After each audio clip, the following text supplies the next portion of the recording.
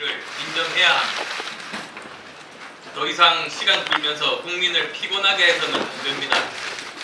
대한민국을 둘러싼 국내외 상황이 전 대통령이 국정원 돈을 빼다 썼는지 여부에 매몰돼 시간을 보낼 처지가 아니기 때문입니다. 빨리 끝냈으면 합니다.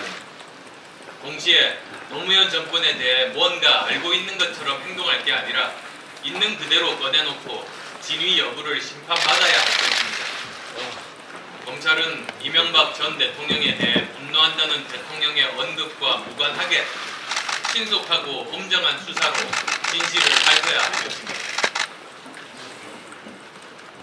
최저임금의 급격한 인상, 비정규직 제로화, 탈원전 등 문재인 정부 출범 이후 지난 8개월 동안 쏟아낸 포퓰리즘 정책의 부작용이 현실화되면서 집권 2년차 국정은 혼돈 부자체입니다.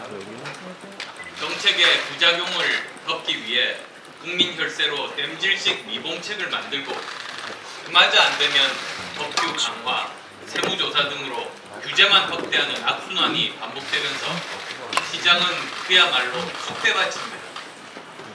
그런데도 정책을 조정해야 할 청와대 정책실장은 직접 최저임금 홍보에 나섰다가 운전박대 당했고, 부처 간 정책을 조율해야 할 국무총리는 여자 아이스하키팀 메달권 발언으로 국민께 상처만 줬습니다. 국가정책의 최고 책임자들이 온통 정권 홍보에만 치중하다가 벌어진 참사입니다.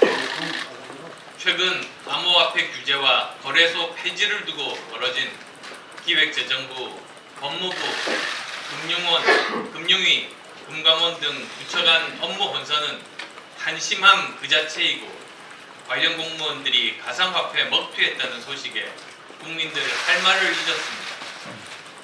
특히 교육부는 심각한 정도를 넘었습니다. 유치원과 어린이집의 방과 후 영어 수업 금지는 한다, 안 한다, 한다, 안 한다 하다가 끝내는 보류로 결론 났습니다. 3만원짜리 영어 수업을 막아 수십만원짜리 사교육을 부추기는 정책이 된다는 걸 교육부만 몰랐던 겁니다.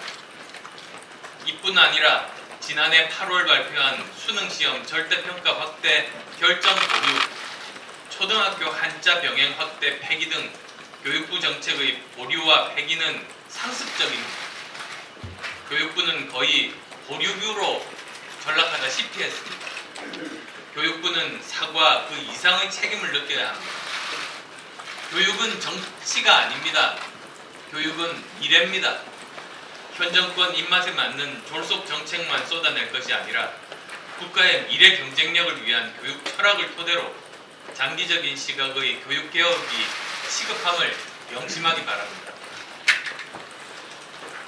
마지막으로 저는 지금까지 최고위 모두 발언에서 당내 문제에 대해서는 언급하지 않았습니다만 오늘은 짚고 넘어가지 않을 수 없습니다.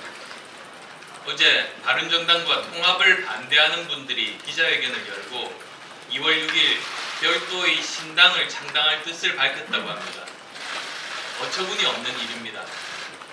지난 연말 전당원 투표를 통해 전 당원 의사를 명확히 확인하고도 법원에서도 기각된 주장을 계속하며 반대를 일삼다가 기어이 분당의 길을 택했습니다. 통합에 대한 반대 의사표시, 나아가 저 당대표에 대한 비난마저도 얼마든지 받아들일 수 있지만 당에 소속된 채로 별도의 창당을 준비하는 것은 대한민국 정당사에 유례가 없는 일이며 도저히 묵과할 수 없는 일입니다. 별도로 창당을 할 것이면 나가서 해야 할 일입니다. 그것이 상식이자 도리입니다.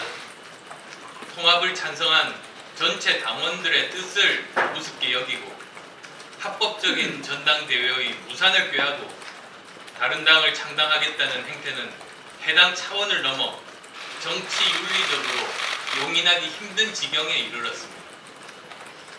당의 기강이 무너지는 것을 더 이상 방치하는 것은 당원과 지지자, 나아가 국민들께 대한 도리가 아닙니다.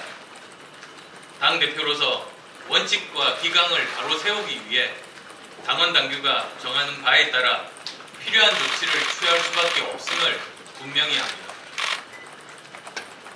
이어서 강진영 최고위원의 모두 발언입니다.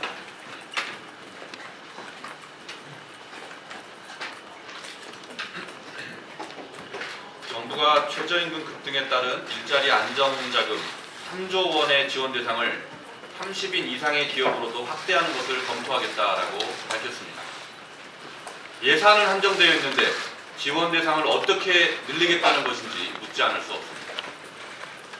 최저임금조차 못 받는 근로자의 83%가 30인 미만 사업장에 집중되어 있습니다.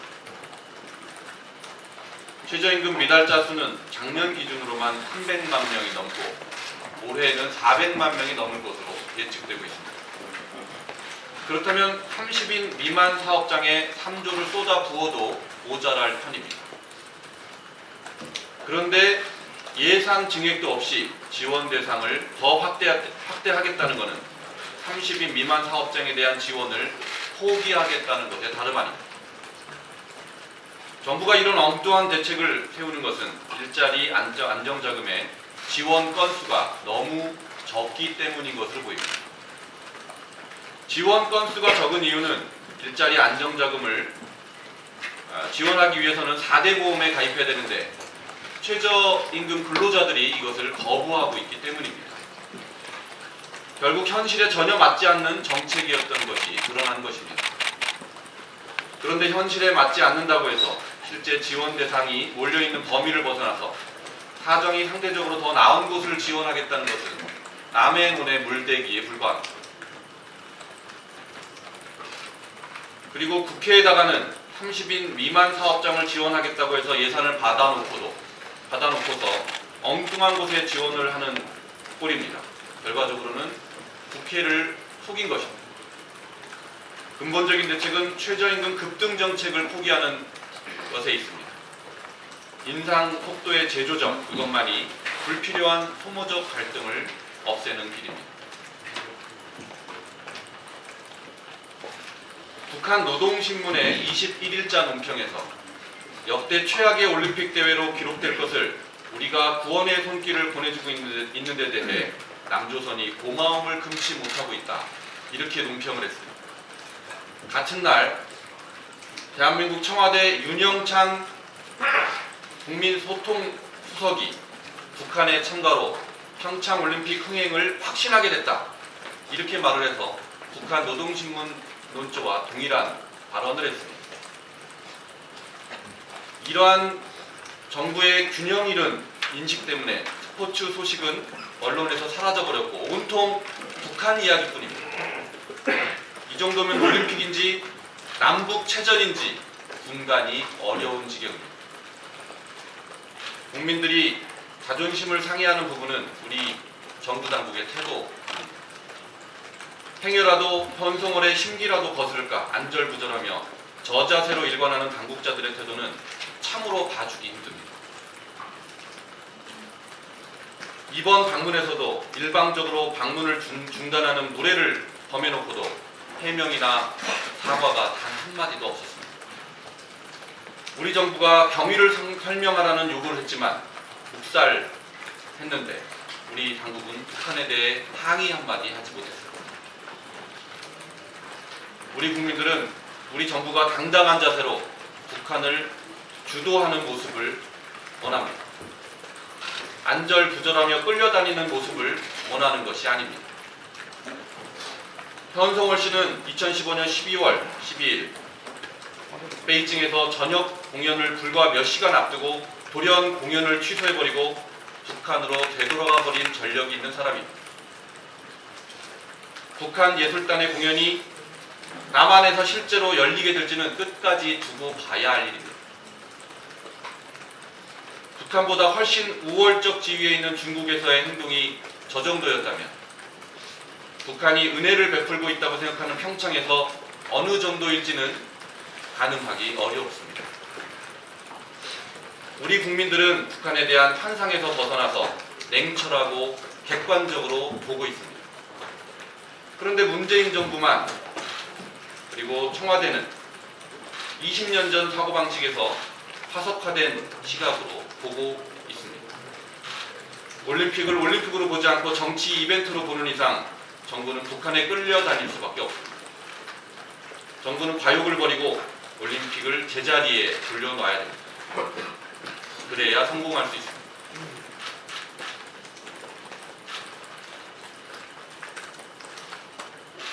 유승민 바른정당 대표가 백의종군에 대한 입장 표명을 하지 않고 있습니다. 국민의당과 바른정당의 통합은 감동의 통합이 되어야 됩니다. 국민들은 국민의당과 바른정당 통합신당을 주의 깊게 지켜보고 있습니다. 기득권을 던질 때에만 국민들은 감동을 합니다. 안철수 대표가 백의종군을 선언한 마당에 유승민 대표가 혼자라도 통합신당의 대표라도 하겠다는 것인지 그런 모습을 보이는 것은 결코 감동이 될 수 없습니다. 안철수 대표는 대선 패장이 공백기 없이 당대표를 맡은 이유가 절박한 위기에 처한 당을 구하기 위해서일 뿐 자신의 입지를 위해서가 아님을 대내외에 선언했고 백의종군 선언을 통해 그것을 입증했습니다. 백의종군 선언은 지방선거 승리를 위해 몸을 바치겠다는 약속입니다. 유승민 대표께서 바른정당 대표에 출마하신 것도 지방선거 승리를 위한 것이라고 말씀하신 바 있습니다. 유승민 대표가 지방선거 승리를 위해 당에서 요구하는 것은 무슨 일이든 할 수 있다 라고 안철수 대표와 함께 선언하시면 지방선거는 통합신당의 것이 될 것입니다. 통합신당의 리더십의 중요성은 더 말할 필요조차 없습니다. 통합신당에는 젊고 매력적인 자원이 많이 있습니다. 통합신당이 가장 젊고 매력적인 당이 되기 위해서는 당은 이들에게 맡겨야 합니다. 유승민 대표의 감동적인 백의종군 선언을 기대합니다. 이어서 김진동 최고위원의 모두 발언입니다.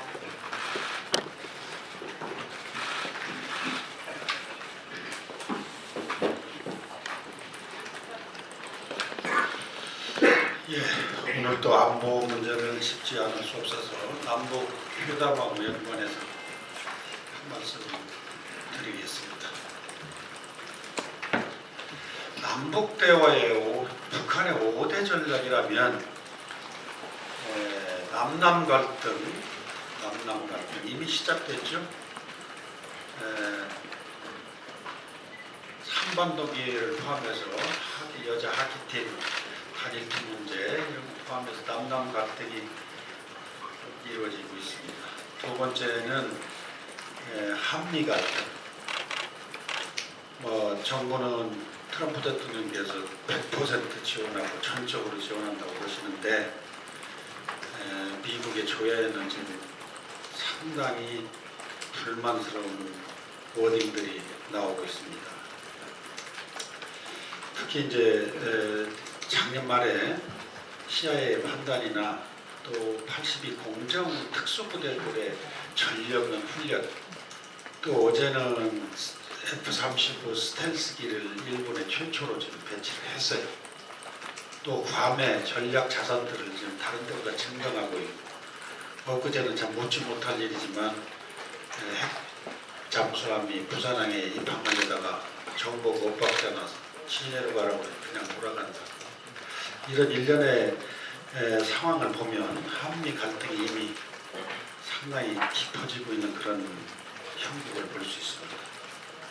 그 다음에 유엔에서 강력한 제재로 북한이 지금 경제적으로 굉장히 어려움에 처해 있습니다. 노동자들이 나와서 벌들 10억 달러도 9분의 1로 줄어드는 그런 형국에서 아마 남북 대화를 통해서 이번에 경제적인 이득도 이미 상당 부분 제가 느낌은 자기들이 목표하는 걸 이루고 있습니다. 마지막 또 다섯 번째 정상국가 테러 지원 국가이면서 불량 국가로 찍혔던 북한이 정상국가로 각인받을 수 있는 이번이 좋은 기라는 그런 전략을 가지고 임하고 있는 형국입니다. 그리고 이런 걸 다 하더라도 이것만은 안 되는 비핵화 문제가 완전히 지금 사라져 있는 상황입니다. 과연 이게 좀 남북 대화가 온 국민이 바라고 또 한반도의 평화를 위해서는 참 균형한 남북 관계지만 또 역사적으로 보면 전쟁 중에도 대화는 해야 된다는 것이 국가 간의 관계인데 얼마나 시기를 쌓아가면서 할 수 있는 것인지 참 의심스럽고 저는 엊그제 트럼프 대통령께서 말씀하신 북한하고 지금까지 핵 문제 가지고 상대해서 25년간을 미국이 이용당해 왔다고. 그 25년으로서 이번에 끝나기를 저는 학수고대합니다. 그러나 지난 주말 내내 북한 현송월 삼지연 관현악단장의 남방 방남 행도에 모든 국민의 이목이 쏠렸습니다.